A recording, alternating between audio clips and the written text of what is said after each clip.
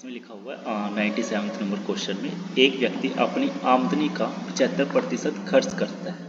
मतलब उसकी मान लेते हैं कि जो आमदनी है उसकी इनकम है वो 100, ठीक है, और जो खर्च करता है वो हम इसको मान लेते हैं, यानी मान के लेते हैं 75% खर्च कर रहा है। तो अगर 100 हो उसकी इनकम है तो 75% खर्च कर रहा है तो उसकी 75 क्या हो जाएंगे, खर्च हो जाएंगे, और 25 क्या हो जाएगी, बचत, 25%, क्योंकि हम इसको 100 लेके चल रहे हैं।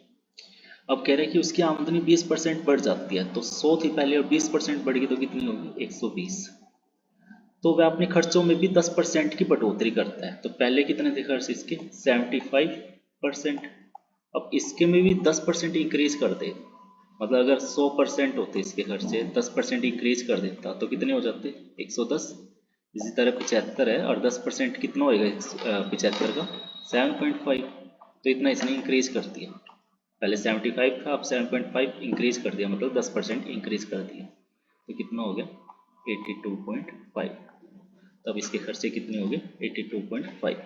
किसके रिस्पेक्ट में लेके चल रहे हैं हम, ये 100 लेके चल रहे हैं इनकम इसकी, उसके रिस्पेक्ट में सभी कुछ सब कुछ है। तो ये अगर खर्चे इतनी होगी तो बचत कितनी होगी, 120 इसकी कम हो गई थी बढ़ाने के बाद, इतने इसके खर्च हो गए थे, तो बचे कितने, तो बचत हमारी होगी यहाँ पर 37.5। 120 में से 82.5 हटाएंगे।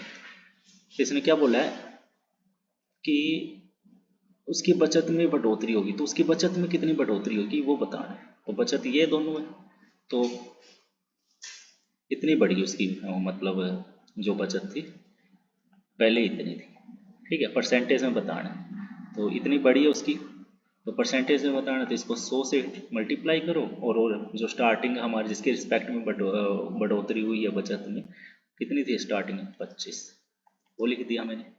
तो 37.5 में से 25 गए, 12.5, नीचे 25, यहाँ 100, तो ये 12.5 नीचे 25, तो इसका दुगना है, तो ये 2 हो गया, ये 1 हो जाएगा ना ऊपर, 2 एकम 2 और 2 को 100 से घटेंगे तो 50, तो कितना आ गया 50%।